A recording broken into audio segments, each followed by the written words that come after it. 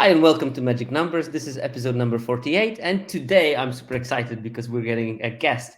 Every season, every format, I try to get one guest and talk about their data. And I'm super proud to present Jamie Topples today. We're going to talk about Jamie's personal data. But before we go into it, a very quick word from the sponsor. This seminar is sponsored by MTGA Zone, where I also write my articles. So give them a look, test them. I think it's excellent content. I'm not saying mine is excellent, but there is also excellent content in there, so give them a check. Right. Today, we're going to look at every single draft that Jamie played in Alchemy Horizons Baldur's Gate.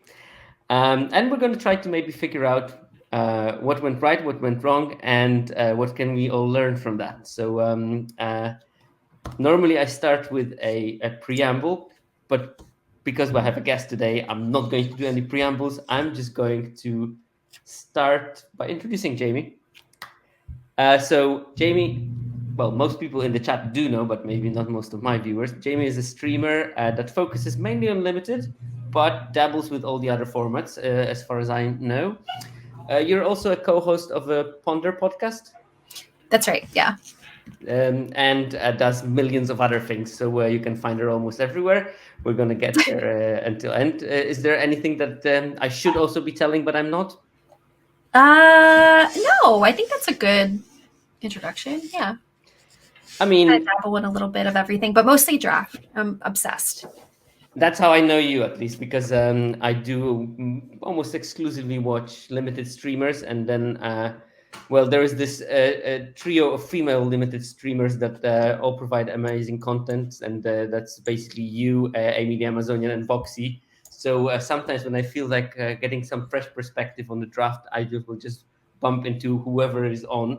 And actually, by pure fortune, probably your streaming schedule is actually very well aligned with my watching schedule. So I'm very often lurking in your chat.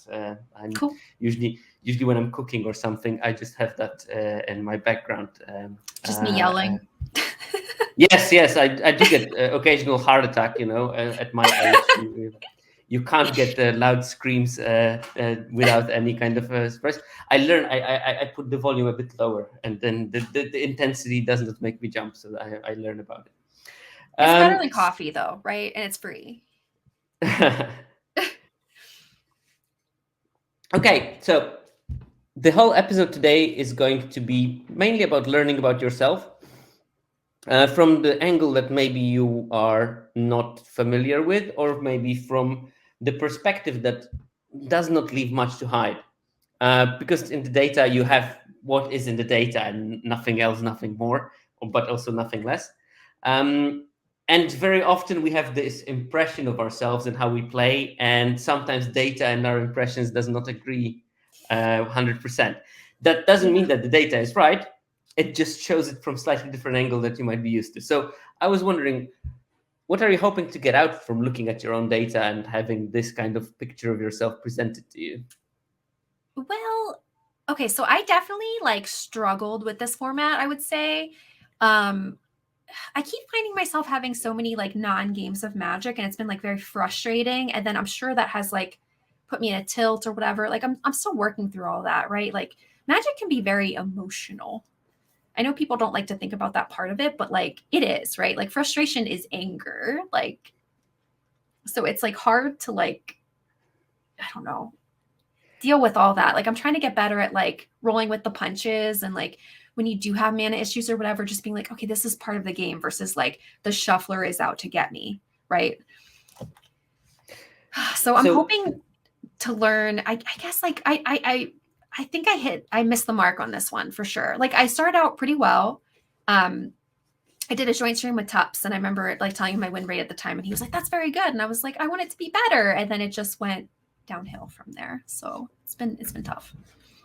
We're going to look at it actually in a temporal scale. So we're going to look how your win rate evolved during the format and what changed when you lost some win rate. So, at this stage of my life, I basically don't have anything. I'm not hungry for success. I'm fine with losing to variants.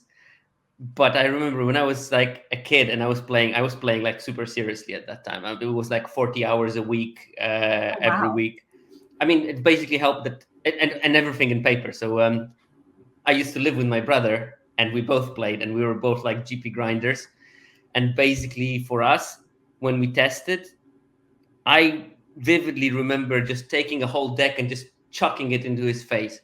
And that was sort of part of our process. Like the person that threw a deck in someone's face, it meant that this deck is out of the testing because that's not good. If you chuck a deck in someone's face, that's not the one you select. You select the one from the one that didn't chuck the deck in someone's face. So that was basically part of our process. I think that now I just don't care that much. I know that the variants exist. I work as a scientist. I've been sort of foolproofed against disappointment because like 90% of the experiments you start just don't work at all. So you just like learn failure so much so well that you just stop noticing it. I get super frustrated if I catch myself making a mistake that cost me a game, or making a mistake that didn't cost me a game, but I should have known better. And that makes me super angry. But it's mainly with myself. So that's one way of coping it. Just focus all the anger on your own mistake and try to eliminate those, and you will be better Right. off, I think. Definitely. But it's like it's tough to navigate. Like I feel like a lot of people I don't talk about it enough, like how emotional it really can be and like how it affects your play and like how to be okay with the games that you couldn't control the loss of over, right? Like it's hard. I mean, that it's every sport. I think, like if you look at tennis, you can sometimes see a change in the posture of the player, and you just look at them and you say, "Okay, that player just lost the match." They are still playing in it, and actually the result looks like even, but you see that they just lost the game because they sort of lost it in their head, and it's so Yeah. strange. And I think Magic has the same. When I got frustrated with the format, I very often just tried something, and then to try something new, I basically shaken the heuristics that you normally follow, and then you just go into the spiral of trying something just to win, when Yeah. maybe initially you were doing the right things, you were just a bit unlucky, and then when you try to change things, you're starting doing all the wrong things, and yeah, that's how Yeah, it the ends spiral. up. Exactly. But let's start looking at the data just to give people the description. Like why do I have it Carl? Of course, I didn't change the title. It's not Carl, it's Jamie. My previous guest was Carl. I basically put everything in the old presentation. But this is not his data. That's Jamie's data basically. It's all from 17lands.com. Thank you very much for providing Jamie's personal data. I normally don't get access to personal data of people. I have to ask special permission and have to have an agreement of the person being analyzed to get their data. So thanks for that.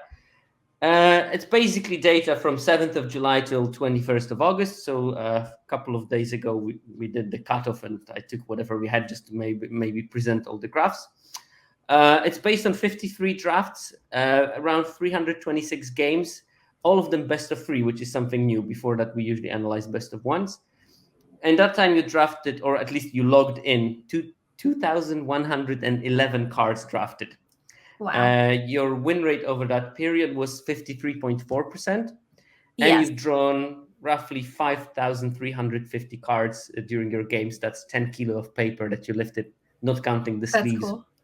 That's Oh how my much god. Arena saves you on that actual movement. So let's start with the.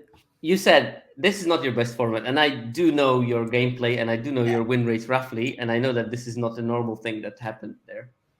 Yeah. Like for best of 3, I'm normally at like above like 66%. Like 2-1 Topples used to be my nickname. It still sort of is. Like this was very unusual for me to be that low, but also very humbling because sometimes people will come in and be like, well, 17 lands says, and I'm always like, well, 17 lands, like the average user of 17 lands has this win rate, right?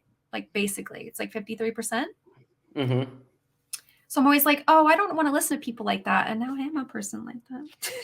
Well, it's not very humbling. Actually, I was super impressed because I don't know if I would have the courage to go on a program to analyze the my personal data of the format that was my probably worst format in 2 years, A long probably. time.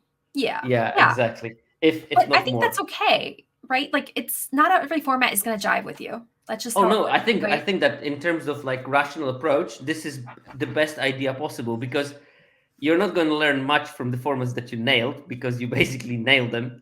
I think Right. that the best opportunity to learn something is from the formats that didn't agree with you, and hopefully we can see something. I don't know. I don't know if you've seen any of the previous seminars on personal data that I did, but basically we're going to, well, you're going to do a lot of input, hopefully, because I did all the graphs, but I want you to guess what's going to be on them before they appear. I'm going to ask you the Oh, questions, and then you guess 2 3 cards on the graph. I try to make graphs around 10 to 15 cards depending on the statistics that we're looking at, but then you can have like sort of like a semi-educated guess on what's happening. And I divided into sort of two segments. First is about drafting mainly, and this is going to be cards that you drafted the most, cards that you drafted the least, or cards that made your decks very frequently, cards that when you saw them you took them almost every time, and cards that you took almost never, and the percentage of playing your first pick. So basically, how flexible you were during the draft. So that part, and then the second part is going to be on the gameplay and win rate of the card. And then there's also going to be data on the cards that were winning the most for you and cards that were winning the least for you, basically. So I think that the first cool. stats, and that's the sort of like easy one, is like, which cards do you think you drafted the most? And it's commons and uncommons. And well, basically, let's start with the commons. I have a list of 10 on the next slide. So what do you think are some of them? Oh gosh. Okay. So Keep in mind, it's the ones that you drafted the most, not necessarily the ones that you played the most. yeah. So the fun fact about me is I have very severe ADHD and my memory is like Dory from Finding Nemo, basically. Um, so like at this point, I don't even really remember the cards. Like that's terrible, right? I'd have to actually like go like look at a list, which I can. Just to refresh because it's been like a week since I've drafted No this problem. format. Yeah, So yeah, I'm take sort your of time. I like, mean, I think it's better for you to have a list in front of you and make educated guesses based on knowing the cards rather than trying to memorize what cards are doing. That's going to be much better. yeah. Okay, so let me just pop up the set. Okay, so commons and uncommons. Yeah, first commons. I think the first graph is commons only. I drafted a lot of minimus containment. I know that people don't like that card, but I mean, like, so ramping your opponent is pretty brutal sometimes, but it deals with a lot of things and non-land permanents as well. So I know I overdrafted that probably. Okay, that's one card. Um, And any other guess? I drafted a lot of blue, even though people said it was like terrible. So I'm trying to think of like commons and uncommons for that. Um, Possibly Young Blue Dragon. That's probably up on the list. Okay, let's go and check then. You absolutely nailed it with Minimus Containment. That was your most drafted card by quite a lot. There is no Yeah. Young Blue Dragon. I think it was just off. But as you can see, all Okay. those cards are quite close to each other. And it's true that there's plenty of blue cards. There's the Pseudo Dragon Familiar, the shocking Grasp that you never played, but you got a lot of them. And that card will Yeah. feature in I was like, I another don't think I played that. segment. You got the Soul Knife Spy Dragonborn Looter. Prophetic Prism was the card that you drafted quite a lot, and you also Yeah. played decent amount of it.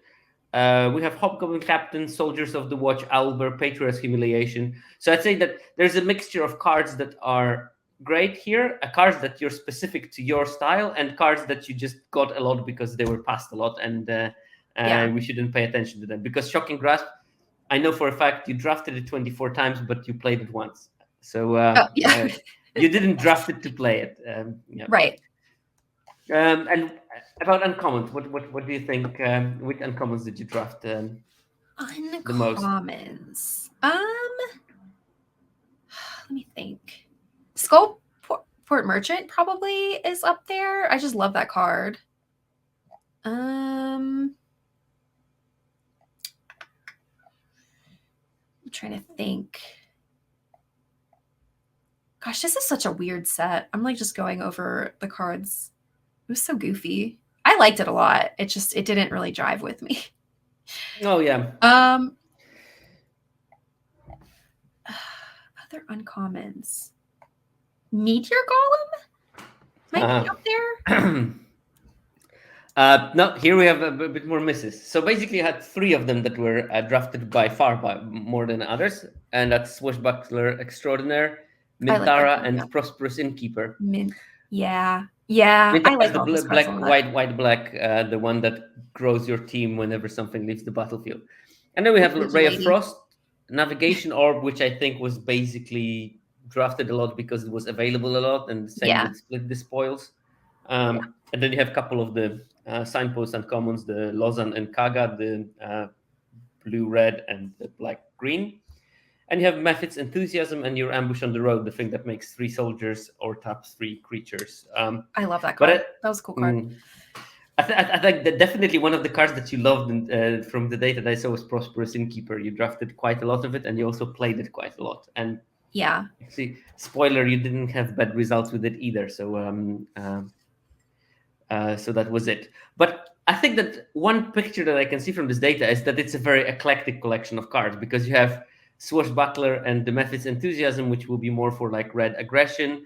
You have Prosperous Innkeeper, which will be maybe white green with some life gain, but or maybe like white green with some ramp, or maybe green black with some ramp.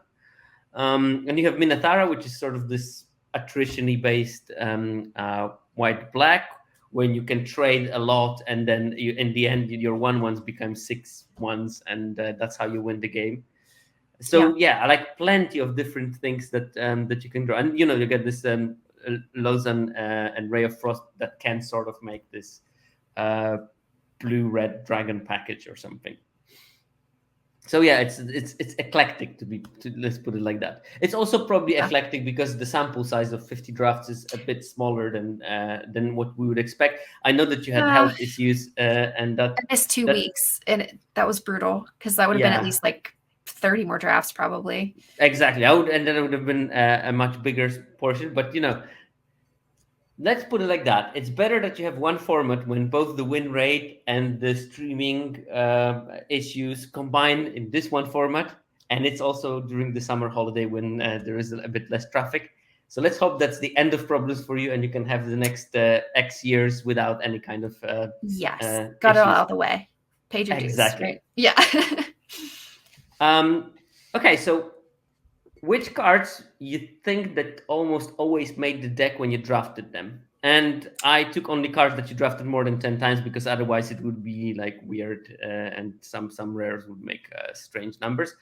And here I put commons and uncommons together basically so that we only have one graph. So there's 5 cards that always made your deck when you drafted them, that you drafted more than 10 times.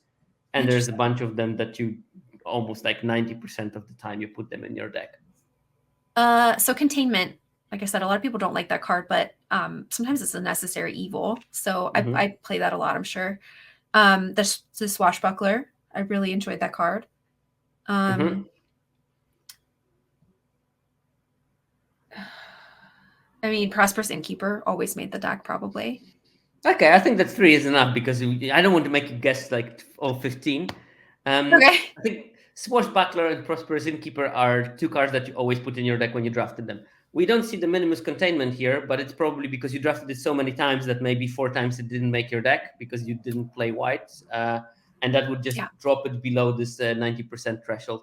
But weirdly, Young Red Dragon, you didn't draft a lot of it, but when you drafted it, you played it for some reason. Is the card that always made your deck. And then we have Grim Bounty and Mephit's Enthusiasm, that also 2 cards that you always put. And that makes sense. Like Grim Bounty, you don't draft when you just are not sure if you're going to be black. And if you're black, you probably are going to play it. So that's the card that will probably make the deck quite a lot. And then we have like Soldiers of the Watch, Sewer Plague, Pilgrim's Eye, Underseller Myconid, Hobgoblin Captain, Band Together, Blessed Hippogriff, Albert, Nefarious Imp, which is maybe a bit of an oddball here for me. Yeah. And Dragon's Fire. I'm not saying Nefarious Imp is a bad card. It's just that all the other ones are like super good quality commons and uncommons. And I think that the Young Red Dragon and Nefarious Imp are slightly lower on the win rate stats. I agree. They're sort of like weird to Do you be like honest. flying? It's just basically. I mean, I played a Yeah, lot of Nefarious Imp myself, so I'm right. not going It's to a be fine judgmental here. card, Mm. but it's not like super exciting. Yeah, but flying's good. People ask me every time there's a new set, they're like, "Is flying good?" I'm like, "When is flying bad?" You should ask yourself that.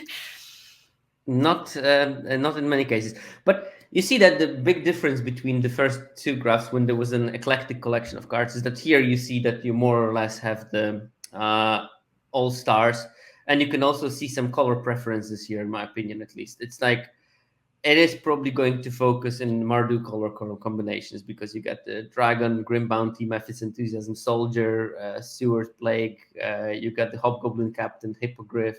Like, probably majority of the cards in here are in the Mardu colors, and there's a couple of green cards to splash, and almost nothing from blue.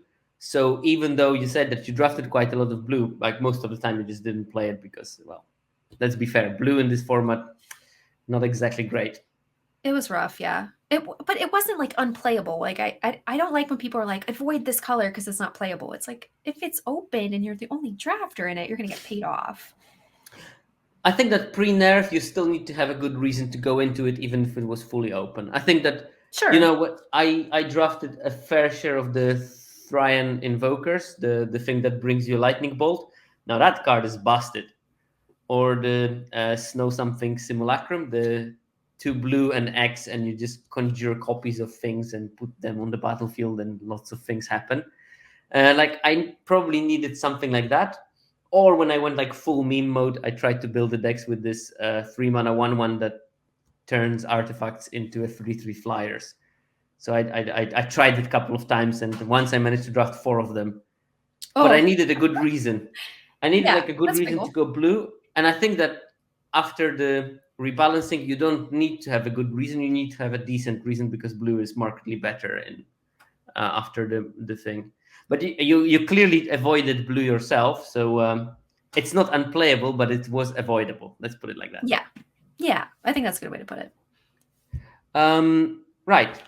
This is also one of my favorite categories there, because people usually remember what they drafted, but they never remember what they didn't draft.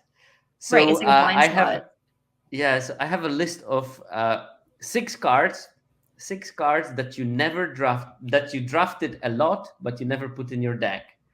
Interesting. Uh, and I can tell you that the card that you drafted 19 times, you never played it, is on that list. And the lowest one is a card that you drafted 11 times and you still didn't play it. Weird. That's on this list. So what do you think can make this list? Oh gosh, like that's so hard. I know. Are these like commons, uncommons? I Yeah, guess. these are many commons, I think. I can tell you common, common, common, common, common, common. Oh, 6 commons. Hmm. And only one of them is blue. That's so interesting. Maybe like a white. What's that white card that's like you can like bounce something? It's like 1 mana. No, it's not there. I can tell you that. Okay. Yeah, I know what you mean. This is hard. Yeah, I know. This is we are much better in remembering things we did than remembering the things we didn't do. Right. Like I drafted them but literally never played them. Yeah. Gray I mean, slot?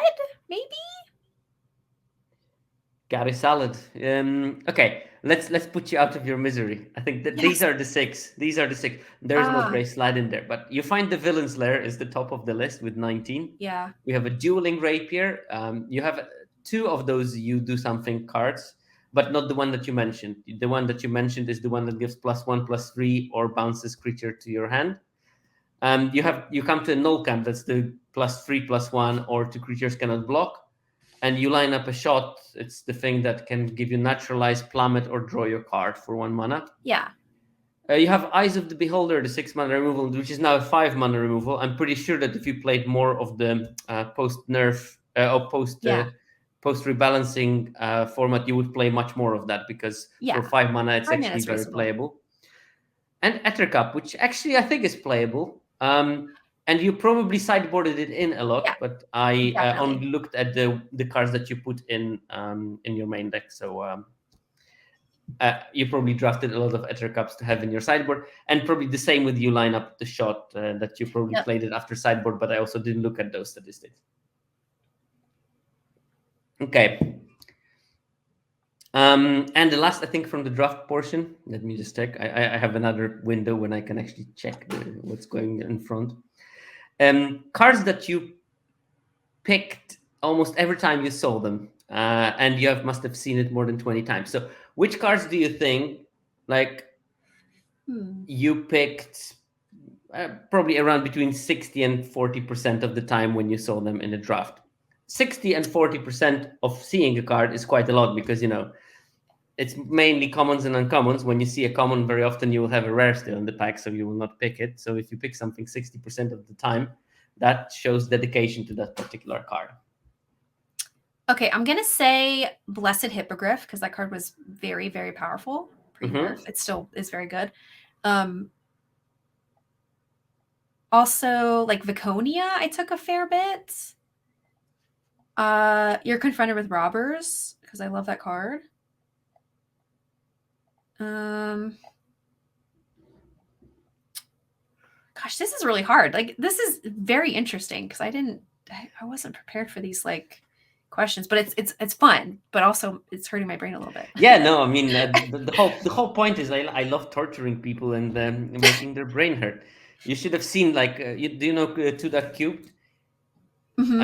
He's deep into data, so he had to think for like hours and hours because he was so disappointed if he got anything wrong, and obviously he still got lots of things wrong, which we'll see when we get to our game. But okay, so let's put it on Blessed Hippogriff, Viconia, and You're Confronted by Robbers. And you definitely got the Hippogriff, but you forgot our good friend's Prosperous Innkeeper, the card that you secretly love, but are afraid of admitting it to yourself. Well, what do you mean secretly? I do love it. It's not a secret. Yeah, I also love that card. Some of my best decks in this format was when starting with Prosperous Innkeeper in the draft, because then you can do much more when you have it as your first pick, and you know that you have this reproducible life gain trigger. But Dragonfire was definitely the card that you were quite focused on getting. Minotaura, Battlecry Goblin, Swashbuckler. So, well, again, we go into the Mardu. Minimus Containment you picked more frequently than the Patriarch's Humiliation. And, I mean, I assume that you would pick Humiliation over the Containment if you saw it, but yeah, you just saw probably more of the Minimus Containment. Here we have the Hippogriff, Null Hunting Party, and you clearly were into Lozan because that appears already on the second graph. Card. Yeah. It is a fun card, but doesn't work very well, did it? Yeah. I know because it's one of those cards that I would love to make it work, but sometimes wanting is not enough. And then we have a Priest of Ancient Lord, Albert, Red Dragon, and Underseller, Myconid. Oh, that card, so good. So good. Yes. But again, this is more like an all-stars of the format. Are there any cards that surprise you on that list? Or are there any cards that you surprised not seeing on that list?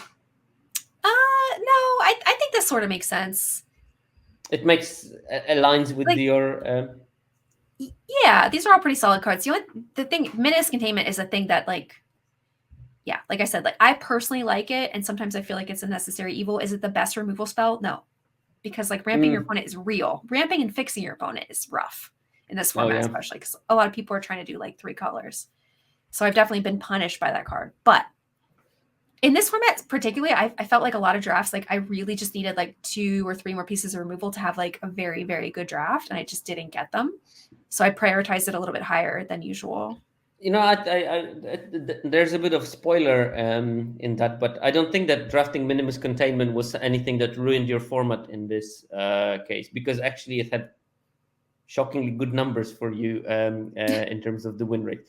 So it was not the Minimus Containment that was to blame. So I think that you like the card and you know how to play with it, and you know that you shouldn't like use it too early to ramp someone to 5 mana, because there is no point in that. You use it later, and then the extra treasure is almost meaningless. So that's fine. I was a bit surprised by Null Hunting Party. Did you have like good time with the? I did, and when you cast it for like super cheap, it always just felt really good. I like that card a It lot. does feel good. It does feel good. Also, one of the underperformance of this format compared to the AFR was the Red Dragon. I think that it had like slightly lower win rate than before. Did you It's a little notice anything like? expensive. Yeah, I think that just the format was just so fast that it was hard to get, especially in red. It was just like not aligning very well with what red wanted to do, unless you right. played like red black or something.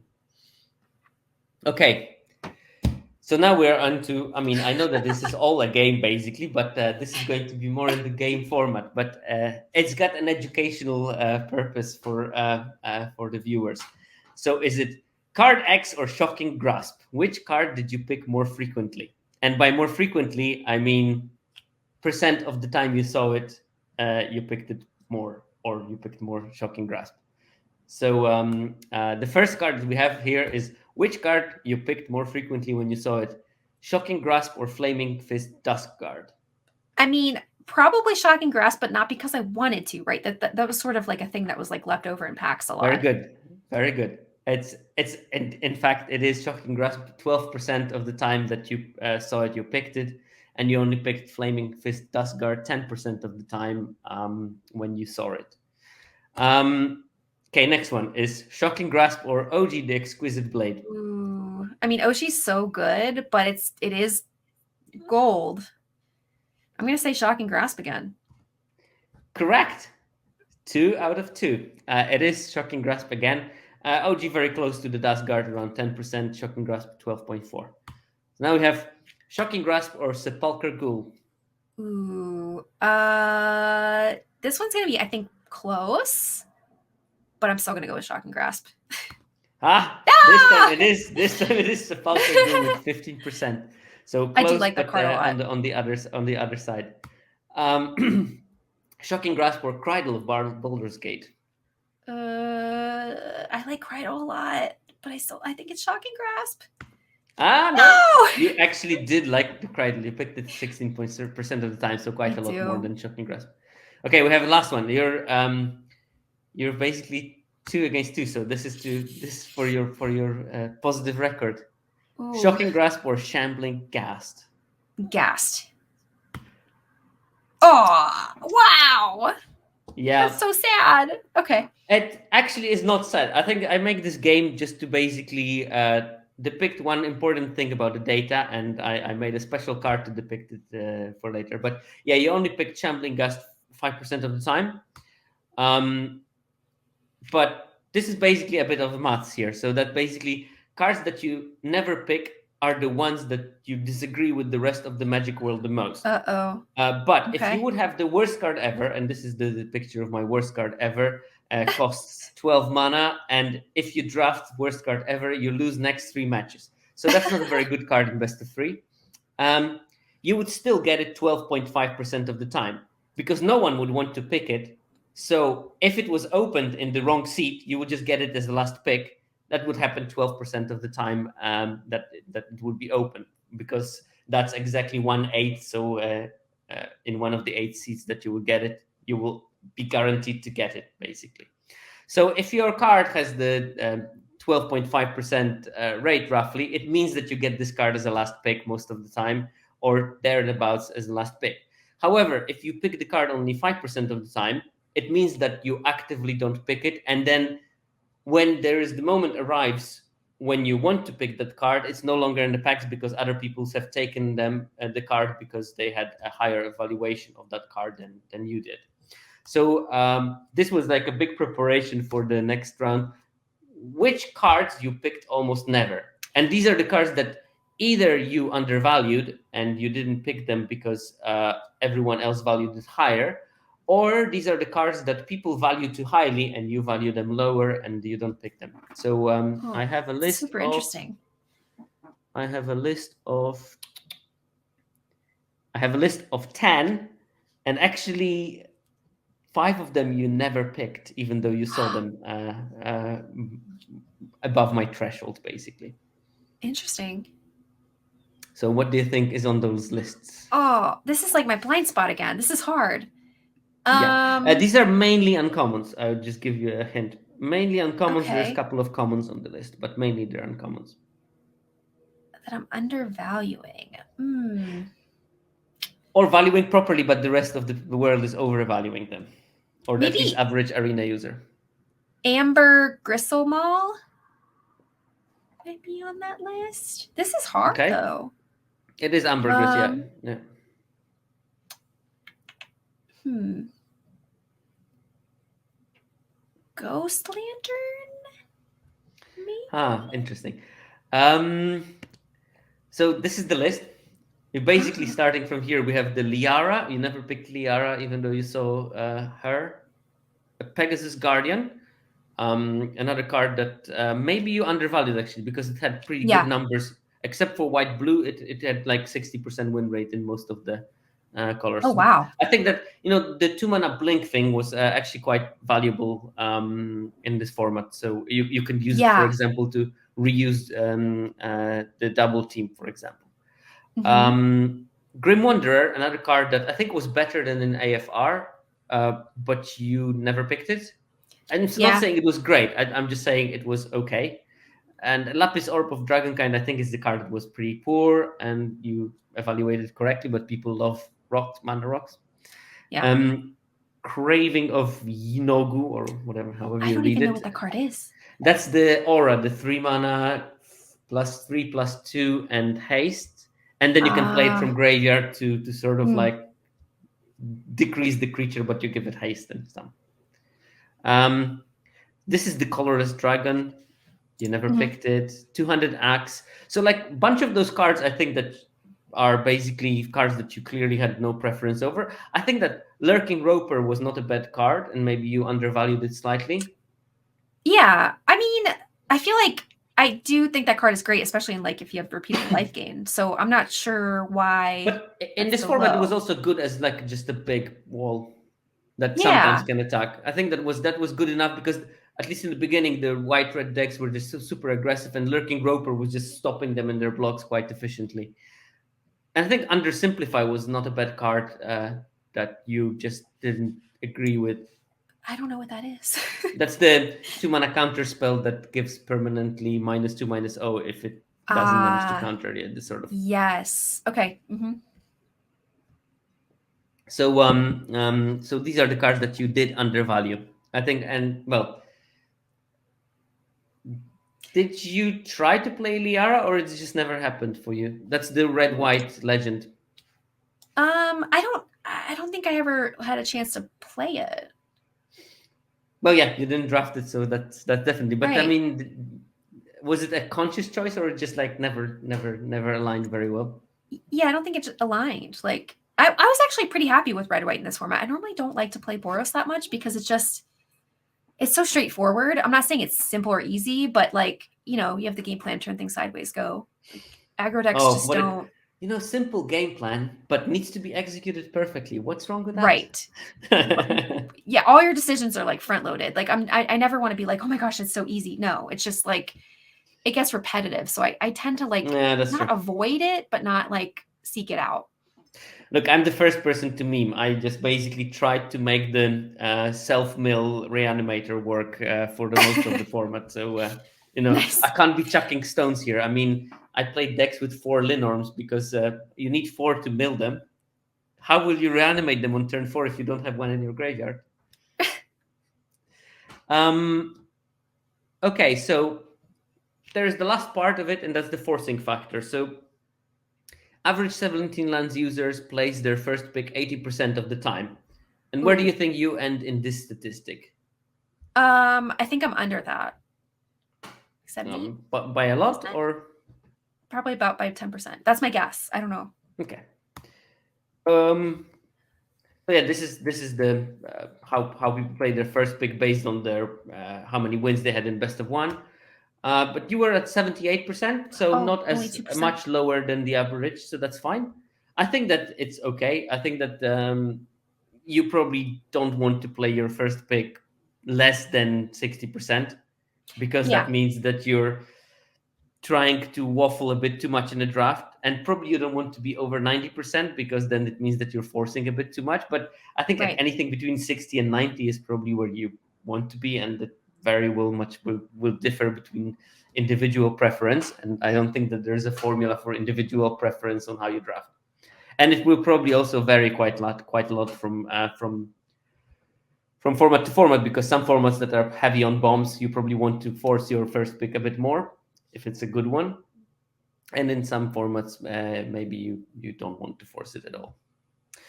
Okay, in terms of gameplay, we're going to look a bit about mulligan, win rate in time, how your format evolved, your color preferences also in time, and your color win rates and the win rates of individual cards. So first, I checked the data for this format, and it was actually a very low mulligan format for best of three. People mulliganed only 11% of the games. I That think does that seem because low. of the That does seem low. it does. It is. I was quite shocked that best of three was really low, but I think it's because it was a straightforward two-color format with not much fixing, so people made their mana-based simple 17 lands, and they didn't try to be cute with 16 lands or playing four colors or something. So that removed quite a lot of mulliganing there. Where do you think you land on that one? Higher or lower? Be a little bit higher. Yeah, you're Oh, lower. You mulligan only 10% of the time. oh, Um, okay.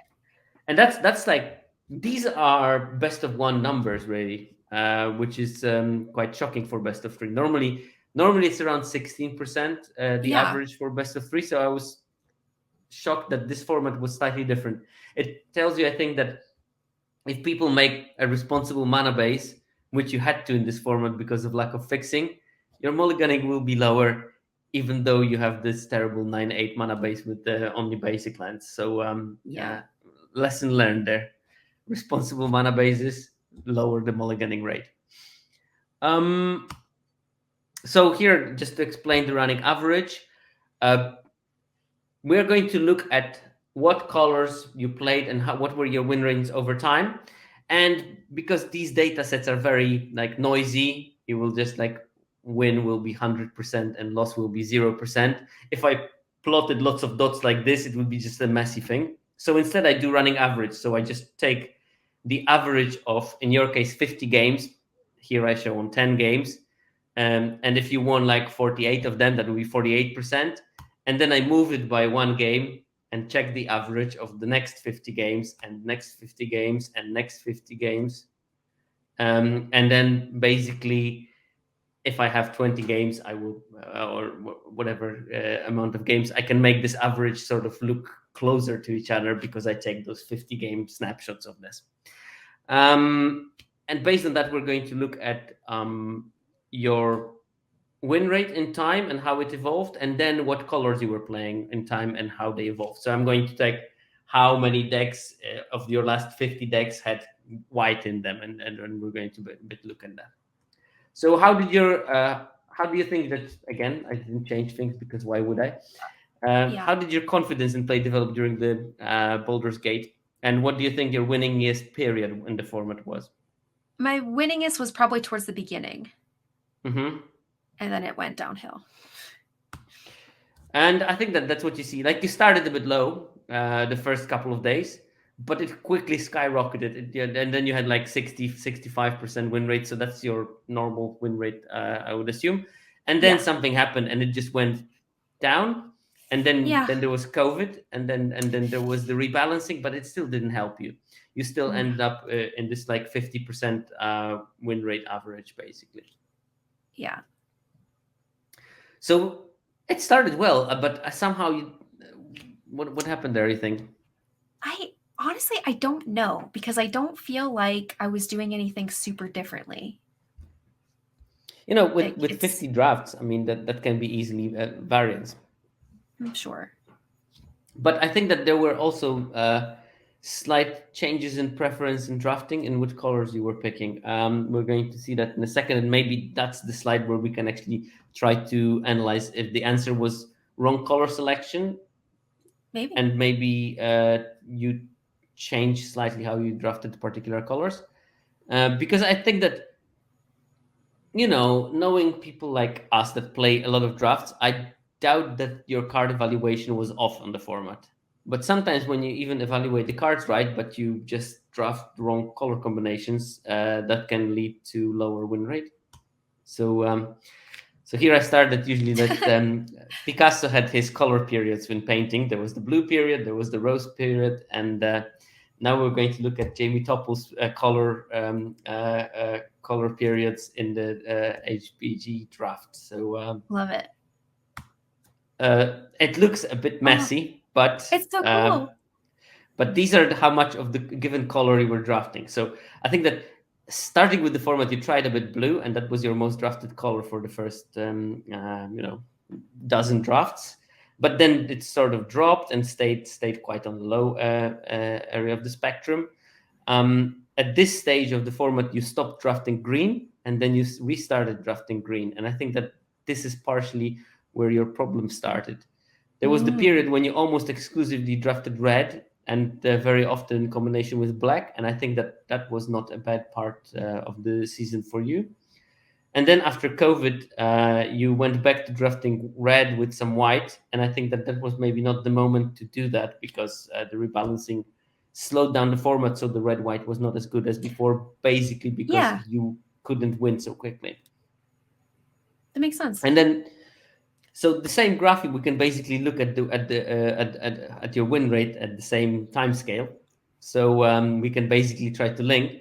Like this part is when you started dropping off with your win rate.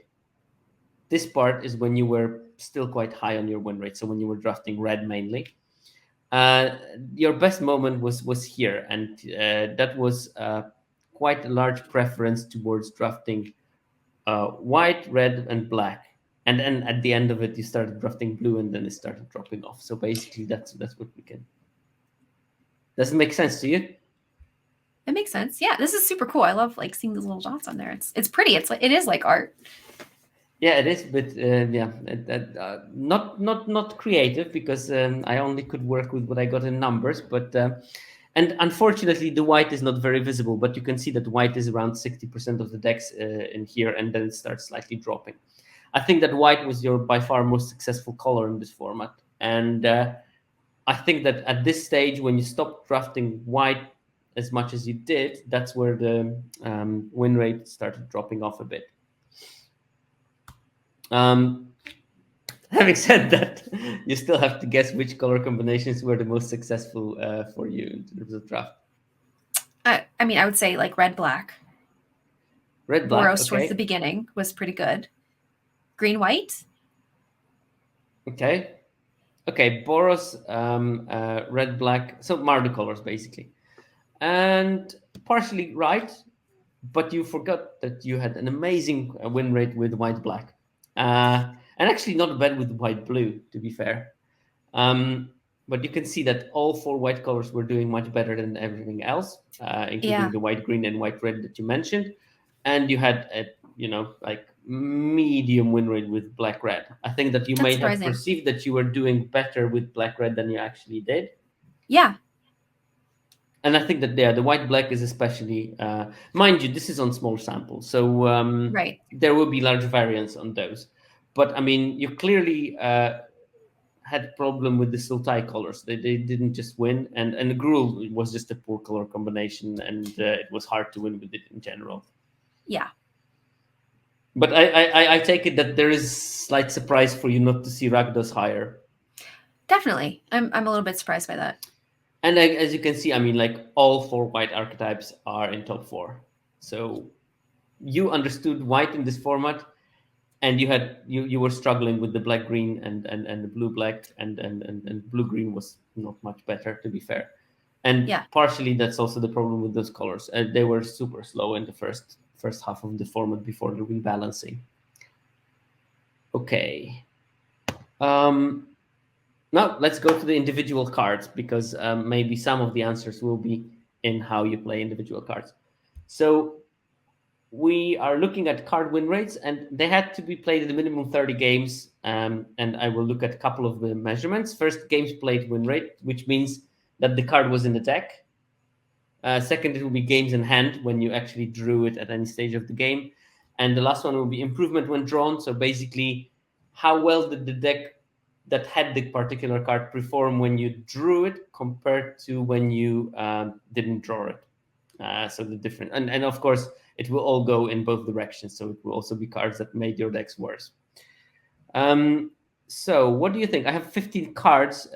Which cards do you think were your most winningest? And it's a mixture, just to tell you, it's a mixture of commons and uncommons. Hmm. Well, I'm gonna say containment. I feel like that card helped me out because like I do feel like I knew when to play it. Mm-hmm. Um, commons and uncommons. This is so hard. Probably that ramp guy, the Myconid. That always helped a lot, I think. Um, the red removal Dragon's Fire has got to be up there. Okay, let's look at it then. Oh, yeah, there we have it. So you got the containment. It's there at 60% win rate of the games played. Now remember, the games played, it also depends on all the other cards in your deck. So basically, games played, it's all the games that you played. You will draw a card roughly 40% to 50% of the games. So half of this number is games when you didn't even draw the card. So it also depends on the strength of the deck. And because it also depends on the strength of the deck, you will have many more white cards in here because your white decks were just so much better than everything else. So you have the Rescuer Chwinga as your best card. That is, well, White Citadel, White Gate is the top one, because it was always in the white decks. Rescuer Chwinga, Lulu, Portable Hole actually did quite surprisingly well. The decks that contain Portable Hole did well. You have the Patriarch Humiliation, Swashbuckler, and Owl Shepherd. These are the two cards that are not white. But then we go back to Steadfast Unicorn, the 1/2 that pumps the team and gives it vigilance. Devoted Paladin, the 4/4 for 5 mana that pumps your team and gives it vigilance. See the trend. And you have some odd ones like Cobalt Walker, Dread Lenorm, just very good card. And probably when you could have it, then your green decks were slightly better. There's the Blessed Hippogriff. You hear something on Watch, Minimus Containment, and Ranger Squadron. So, and again, 4 white cards. So we have 1, 2, 3, 4, 5, 6, 7, 11 out of 15 cards are white. And this is also because like so many of them, like large chunk of the games played win rate is dependent on the rest of your deck, and you were so much better in white. But any cards that surprise you there a bit? I mean, not really. Like I felt like all of these were pretty strong. Like there's no like sore thumbs or anything. Like my Connet didn't make it, I think, because it was not played enough. I have that weird sensation that it might have been just not enough games for me to count it in. It might have been just below threshold. Yeah. Okay, so on the same note, which cards do you think had the lowest win rate from the ones that you played? Because this is hopefully the slide where seeing some cards that you thought you did well with, might answer you what you misevaluated in the format. So I think that this and especially with the game in hand win rate, lowest win rate cards, this is where people figure out like, oh, I thought this card was always good, but when I actually look at the number, I was almost always losing with it. Maybe Thrakis, because that pulled me into red green a good bit, and that deck was just not great, right? Gruul was pretty rough. Such just a guess. I think we can go to them. I think that there is a bunch of cards that I was absolutely shocked to see there. Look at the Grim Bounties game played win rate. Look at the Viconia, a card that is amazing. Right. Look at Sarevok, which is absolutely not bad. Look at Minathara. Actually, Minathara didn't have a good win rate. The decks that contained it for you, which is especially weird since your white-black was really good. So it's like almost as if you were building decks that were white-black that didn't want to play Minathara. They wanted to maybe attack and be more like aggressive tinted, but not attrition-y that trade a lot or something. Yeah, Guilds were prouder. Like, look at how many black cards are in here, and that shows me that there was something wrong with your black decks in this format. I would guess that from looking at this list. Because I know that Grim Bounty and Viconia are good cards. It's just that your decks that contained Grim Bounty and Viconia did not perform well. So there must have been problem with other cards. And maybe when we Right. get to game in hand win rate, we can actually pinpoint which cards were there that were actively damaging your win rates there. Any other cards that will surprise you here, or I guess maybe the Air Cold Elemental, because I feel like I got wrecked by that card so much. So it's pretty strange. well, I guess that the partially needs again like this metric still will be very much influenced by the rest of the deck, so not only That's by the true. card. So And blue, yeah. let's maybe move to this statistic that is influenced by the card power the most. So game in hand win rate, which is only taking into account games when that card actually was in your hand. And still in some games you will just draw it on your last turn when you were dying anyway, and in some games you drew it but you were never capable of playing it. But this one has a much stronger signal of the card itself because you exclude all the games when the card didn't play any role. Oh no, I gave a spoiler. Did you read the spoiler? Let's see how quick reader you are. Oh, I didn't look. And again, it's a combination of commons and uncommons. And yeah, a bunch okay, of cards maybe, are... so there's going to be a bunch of white cards, right? So like Hippogriff has to be in there. Look, already gaming me, I mean, this is the worst thing, like inviting gamers, because I know that they are going to game those questions very quickly, because that's what we do, min-maxing everything. Yeah. You're Confronted by Robbers, I would say, is in there.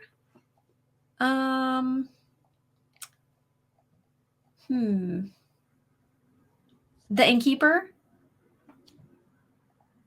Okay, let's take a look. So you got the Hippogriff, that's definitely in there. You got the Innkeeper. You're Confronted by the Robbers is not there. But 3 of your top cards are actually not white at all. It's the Swashbuckler Extraordinaire, Dread Lenorm, and Young Blue Dragon. You finally get your Young Blue Dragon. Yeah. You had okay, the feeling that this card was doing well for you, and that feeling was really good because indeed it was doing well for you. Also, the Young Red Dragon was doing well for you. So picking it and playing it 100% of your decks maybe was not a bad decision at all. As you can see, sorry, just a question from someone in the chat. Oh, I still didn't switch off that we're starting in 5 minutes because I'm an idiot, of course. Is there a relatively easy way we can access our own data of these types? Unfortunately, it's not possible. You'll have to probably try to fish it out from public data sets, because you should know your decks and you can sort of find them, but it's like not non-trivial. So unfortunately, it's not easy to get it. Okay. So are there any cards on that list that surprise you? Maybe Charm Sleep, because it's just like not that exciting. Clever Conjurer too. But you see, I mean, you can play with Minimus Containment, which means that you can play with Charmed Sleep, isn't it? Yeah. I mean, I guess that this is for me a good indication that you really understand how those cards can be maximized. They are not great, but if you play them carefully, you can sort of get a better win rate out of them. And you're clearly showing that you do that, because Minimus Containment is a card that I, for instance, don't treasure at all. See, treasure. I rarely play it, but maybe it's because I play a more impatient game and I like my removal to be active early. And I love cards like Patriot's Humiliation, because I do love that 1-drop, 2-drop kill, 2-drop, and but I can't play very well with Minimus Containment and cards like that, because I'm just maybe too impatient for them. And that also maybe has something to do with the fact that I mainly play best of one. But you clearly figured it out, because these are win rates that are above what you would expect from those cards with your personal win rates. So you clearly understand how they work. Cool. And maybe the same with Rasad, when you can actually maximize by playing it slightly later, not rushing it into the shocks or cheap removal.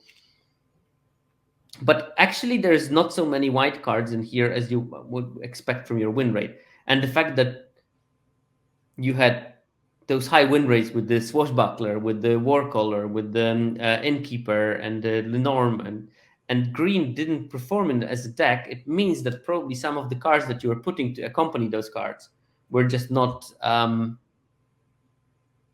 up to par for them. Maybe. And Yeah. hopefully next slide we can maybe learn something about it, because yeah, I don't remember what was on the not winning list, but now we're looking at which cards were not winning even when you drew them. Ooh. I mean, I guess Viconia is on there because I didn't have good luck with Viconia. I would say luck is the wrong thing. Mhm. I expected to win more with Viconia, and I didn't. Trying to think of other ones that should have been good but weren't. That's what is happening here. Yeah, it's basically the cards that have the lowest win rate when you drew them. So in the games that you drew the card, you win between 33 and 45% of the games only. Huh. This is hard. I know. And there is like Um, bunch of surprising cards on that list, actually. right. Okay. I'm very interested, but I don't know. Okay, well, that's good. I mean, sometimes it's just better to look than to guess. I think that there's like, okay, let's skip Irenicus Vile Duplication. Although I think the card was playable, it's just that it Yeah. didn't work. Yep. Yeah. Minothara being at 35.5% win rate, with you winning 75% of your games in white black. This is just mind blowing for me to see that Right. number in there. Super strange. And Prowler. Guildsword Prowler. I mean, we know that's a good card, but something Right. didn't click. I don't know if it was. I don't know. I have no explanation because I didn't see the games how they played it. But do you have any feeling why you won so few games with the Guildsword Prowler No when you idea, drew because it? that card is great. I have no idea. It's very strange. Um, Grim Bounty, another one that has pretty low win rate. I have also no idea why. It's maybe when some of it might be actually to do with the pairing algorithm, which I think that does take the strength of the deck to some part into account in best of three. That maybe when you had Minothara and Guildful Prowlers, you were paired against stronger opponents, and that I don't know exactly how it works because no one does. Thank you, Wizards, for Right. making it clear for us. Myconid, also another card that I'm surprised to see so low. Yeah. You're going to have a nice afternoon or evening with yourself thinking like, why didn't I win with underseller Myconids more? What went wrong there? Right. It's so Because, interesting though. This is great. Like it gives me some stuff to think about for sure. and I think that one card that I was pretty sure it will be there, although it only barely made it, was Prophetic Prism, because I think that this format didn't really promote Prophetic Prism or doing Yeah. things that Prophetic Prism enables that well. So yeah, but also Genasi Rebel Browser, that card was also dope, and somehow Right. didn't click. Weird. So the last category is the cards that improved your deck the most, and that means that the difference in win rate between when you drew it and when you didn't draw it was the biggest. Okay. Hippogriff was big. That's got to be on there. Humiliation, for sure. The Blue Dragon might be on there as well. Trying to think of other guesses.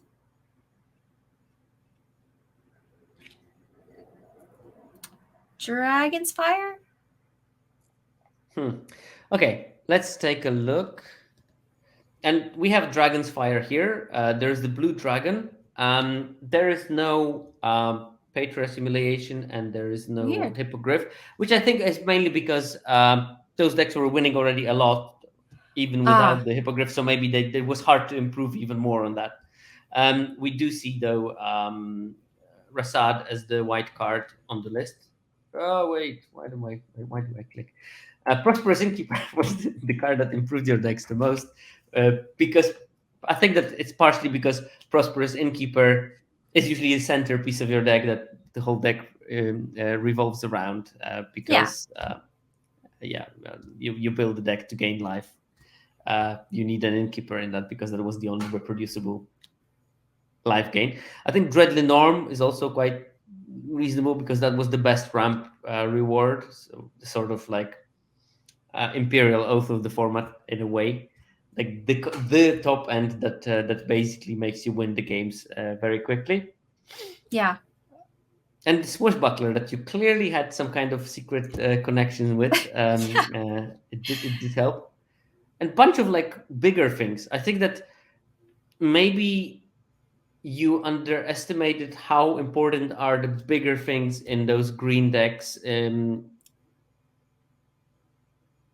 because I guess that the common knowledge is like you play one, maybe two large things in the in your deck because you don't want to get stranded with them. But I think that this was the format when you could play easily 3, 4 of those bigger things, and that actually improved your win rate. Maybe that was one of the things that you missed in the format, and that didn't help my Connet because there was just not enough stuff that it could do.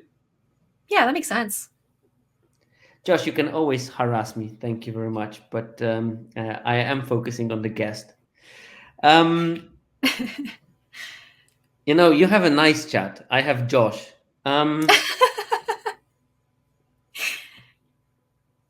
So Underdark Basilisk is actually overperforming, which is so strange seeing that the Guildsword Prowler was not doing so well in your decks, and the bad version of it was actually doing well. So maybe it's the Right. mental shift of how you should play. Maybe that was the thing with the Prowler, you were attacking too eagerly and not willing to sacrifice it to kill something, That could basically. be. Any other cards that strike you in this list, or?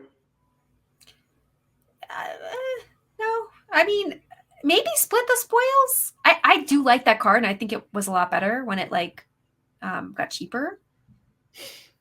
But Yeah. it's a tough card to like play correctly, I guess, because like splitting the piles up, you never know if you're doing it correctly. I did like that card a lot. Yeah, I think that it got so much better in the second part because the Circle of the Land Druid got so much better in the second part. So so when you get this mill 4 on turn 2, almost always you can do so many more fun things about it. But okay, let's look at the last piece, and that would be the cards that decrease the performance of your deck. And here you have some things that really plummeted your win rate when you drew them compared to when you didn't draw them. I tried to pick, cards that had a sizable sample size, but it was hard to, get it from 50 drafts. So mind that these might be coming to a large variance as well. Right.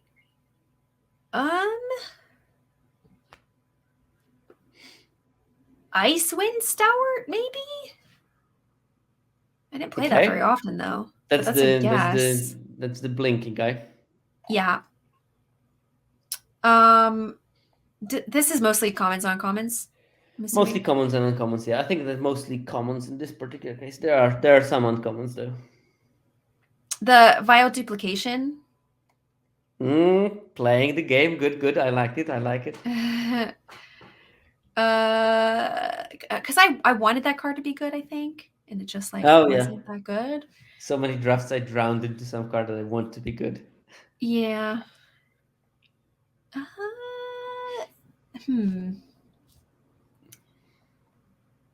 That actively made my win rate worse. Yeah, this is hard. Okay, I'm ready. Let's look. I mean, yeah, you nailed it. There is the Irenicus's Vile Duplication in there, so that's Weird. fine.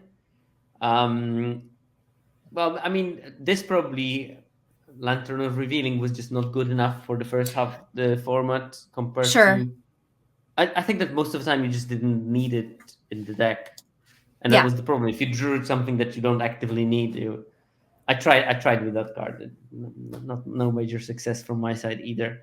I think Emerald Dragon, that card was generally disappointing, so probably that's why you had the decreased win rate when you drew it, because it's Yeah. like it's a ramp card, but it just does so little for a ramp card. Like a 3-drop, 4-drop with specialized could do much more than that.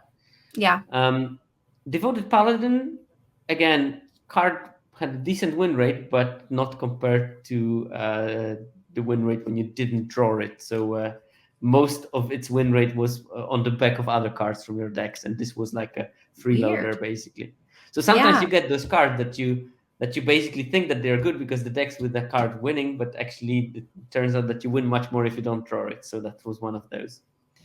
You hear something on the watch. We have the Ironicus Vile Duplication, the Genasi Rabble Rouser, and I think that this is maybe something to do with your distaste into top creatures attack strategies, because this card really needed to be used in this way. Right. And Minotaur, which I still find surprising, but I think that again, maybe not attrition enough the decks that you were playing it in, Maybe. but it's yeah. Sometimes it's hard to say what went wrong because Minotaur was technically a good card. Although I do know that I had decks with it when I just couldn't trigger it for the love of it. And then it was just like a 4 mana 2/4, which is not impressive at all. Yeah. And I think that over time, I managed to make those decks slightly more. You just put a couple of things like the Twinga, because it triggers also on leaf play, and you can sometimes bounce like a 1 mana creature and just replay it just for the value of increasing your whole team or things like that, and that made it slightly more consistent to trigger the Minotaur's trigger. And anyway, sad thing about this card is that usually the kid dies on site because you want to play it relatively early, but it will be the prime target of any removal. And we have again the Underseller Myconid, which is surprising to me, Yeah. and Guildsword Prowler and Mephit's Enthusiasm and Sepulchre Ghoul. So it's all sort of like this black red package, more or less. And I know Mephit's Enthusiasm is a good card. It's just maybe your decks did not have tools to capitalize from the attack bonus or something like that. Maybe. I mean, it is really difficult, and especially putting you on spot with like this flood of data. Don't worry, this is the last. I think, is it the last one? Let's It's let's it's let's move on cool. here. It's just Yes. it's so interesting. Okay. So these are the yeah. This is the last graph. So basically, we reached the conclusions, and my question is, how do you find this kind of introspective of your format? Informative? Is it cringy? How Uh uncomfortable on a scale from 1 to 10? I mean, it's like all of the above. Like mostly interesting, but like I said, this was a tough format for me and I'm not really sure why. Because I felt like a lot of my drafts were really solid. I just like didn't get there, and it's hard to know because it was a smaller sample size, right? So like how much is variance? How much is it like because I actually don't understand the format? How much is it because my opponent just had it? Because that happens a lot too, right? Like, and even in best of three, there's variance. You, It's you less know, I than mean, best of one. it could have been like very easily, it could have been a combination of a bit of variance and of the fact that most casual players were not playing it over the summer. And you only like had the Lola men of the format that were playing best of three at that stage. And That's that true. could just like drop your win rate by 5 percentage points just like that, because there's just like only super grinders that don't have a life and play best of three all the time, and combined it with the format that you didn't feel as comfortable as you normally do, um, that just plummets the win rate basically. Yeah. So Um. what other? Oh yeah, Oh, go ahead. No. no, you go ahead. Well, okay, so the cringy is like, yeah, it's kind of like the data doesn't lie. It doesn't always tell the full story, but like, yeah, those numbers mean something. So it's just trying to move forward and not do that again where my win rate is like over 10% lower than normal. That was rough. I think that you know I had formats like that, and yeah, I Yeah. mentioned to you before that Terrace Beyond Death was one of those formats when I just couldn't do it. And it doesn't make sense, right? Because you're like, I think I'm doing everything right. Like I'm listening to other people. I'm trying to not get tilted, but like, I don't know. Sometimes it just is like that. I think that at this stage of my life, if I had another format like this in the future, I would probably just get a couple of hours of coaching just to get my head back on tracks. Yeah. Yeah, that's a good I, idea. th- I think we just don't do coaching enough. You know, I'm not gonna say I play golf because that's just not true. I'm swinging a metal thing widely, and I enjoy having a walk with my friends and just get a bit of a break. But I did take a couple of lessons, and then I started talking with the pro guy that was teaching me, and he said, "Oh yeah, I can't do it next week because I'm going for my coaching." And I was like, "But you're a pro." Yeah, but I still get coaching. It's just good because I get a different perspective from another Yeah. pro, and it's just so normal for us. But it's not normal in Magic somehow to get coaching when you're, well, considered a good player. And I think it's just wild because if you want to get better, you need to get other person's perspective as well, and you can't just figure everything on your own. Right. That perspective is huge because when you're in it, it's hard to know like what's going on, right? Mm. When you're in the trenches. Yeah, no, So clearly, that's a if good there's a idea. format that doesn't work, you're blindsided on something. So Right. maybe someone else is not, and that might be the helpful. And I'm absolutely sure that next time I'm gonna be stuck on the format, I'm just gonna get, well, probably Lolaman because He's he yeah, is he is good. Yeah. intense. So good. Um. Okay. Is there any other data you would be interested in learning about yourself? I mean, I guess like individual draft there's some drafts where I'm like, "Oh my gosh, like this definitely should have trophied. Like what the heck happened?" You Mm, know? Or like you draft and you're like, "This is not going to do well." And then it somehow just like crushes. It's like, what is going on? But it's a mm. small sample size, like I totally get that, but I've had a lot of drafts where I'm just like, this should have done well. Like what happened? Oh yeah, it's just like, and like I started this format with like a deck that I didn't make on playables.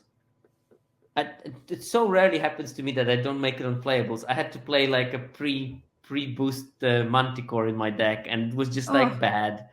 And it trophied. It like went 7-2 in best of one. And then I draft this peach of a deck, like a cherry yeah. on top. Everything is in there, and I just go like 2-3 because I It's so sad. because I got laser in my free games. It just happens. It's just like there's nothing you can do about it sometimes. But yeah, you're right. I unfortunately I don't get the replay data from individual players, because with replay data I could also look at the patterns of two drops, when you play the two drops, when you didn't play the two drops, and try to analyze something like that. But yeah, it would be good to look at the actual gameplay replays, and when things happened, not only if they happened. Right. But okay, hopefully it was not a complete waste of energy and time No, for this is you. so interesting. Thank you for having me. I it's Oh wait, fascinating. where is the Dr. Angst wants data on cuteness. There is the data on cuteness. Aww. Yeah, meet Bailey, my new loyal hound. Oh Are you a my loyal hound? gosh. Are you a So loyal hound? precious. Look, he's 10 weeks. He's already been on LR, so I'm counting on his future grinding career. Yes, yes, we're gonna. Yes, we're gonna. Yes, we're gonna. Cute. Does he still smell Yeah, like a puppy? Puppy smells the got it. best. Yeah. Also, Oh. also smells increasingly like poop. But Oh. what can we do? I still need to learn because I always had like dogs with less fur. I need to still figure out how to make everything work with them. But yeah, we're going to go back onto resting. Yes, we're gonna go. Yes. Oh. Ah, okay. Well, hopefully you did enjoy it, and hopefully you did learn Yeah. something. Yes. And I tried to be as little traumatic as possible, but I had to also be on the format that clearly is Yeah. something that personally touched you, which, well, Yeah. it's both nice and scary to analyze the data like that. Definitely. hopefully next time we'll have you. It will be to announce your triumph and that everything worked and there was Yes. no breaks in the season as well. So I'm ready for my comeback. okay. Yeah. But before you do that, before we go to your comeback, where can we find you, and when can we find you, and what are your plans for the next coming months? Well, okay, so I'm on Twitch and I stream. This is what I do full time. I play Magic, which is like I'm so fortunate to be able to do it. It's awesome. I stream as Jamie Topples on Twitch. I'm also Jamie Topples on Twitter. Um, I'm going to be going to Vegas, which I'm super excited about, and hopefully I'm going to go to Magic Summit as well. Paper Magic is my favorite. Going and competing. The summit is the most exciting because it's pre-release for Brothers War. So like I always feel like I have a leg up for new formats because like not everybody uses all the 17 lands data yet, right? Nobody knows what's up. So I'm very much looking forward to that. I'm super jealous. I so much wanted to go there, but it's a bit far for us in Oh Europe. yeah. Yeah, that tournament actually looks so dope. Looks so I like dope. couldn't sleep when I heard about it. I was so excited. I was like, I'm gonna win that Lotus. I mean, I probably won't, but like I could. It's a possibility. That's It cool. is a possibility, but Sam Black Lotus. I'm not hinting there, but because he's also going there. I'm sure that you're going to win it. I hope that you're going to win it, and then we're going to see it on the stream, and that's going to be the scream that breaks my eardrums finally. Probably. Um, Yeah. Sorry about that. no problem. That's actually nice to get. I'm because I'm a bit older, and I just sometimes feel, oh my god, I'm so blasé. Why wouldn't I just like get a bit of enthusiasm? But it's not there anymore.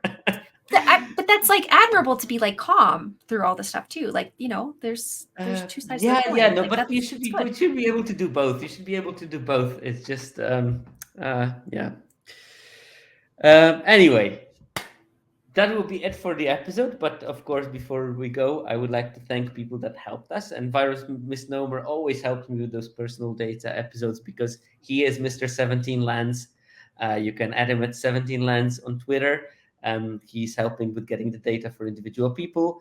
Thanks to Hululu, Grant Wu, and ZTM for making 17 Lands work.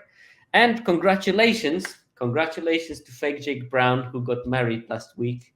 Aw. Um, also, commiseration to Mrs. Fake Jake Brown, as she is now married to him. Fake Jake Brown, aka Uncle Cardboard, is the person that helps me to release that in the podcast form and helps me with everything from editing to promotion to strategies. So yeah, very important person. And as we are on the podcast topic, thanks to aptly named Mana Junkie and Esescu for the music I'm using as an intro. And with that, thank you, Jamie. Thanks I'll for see you having me. This was next great. week.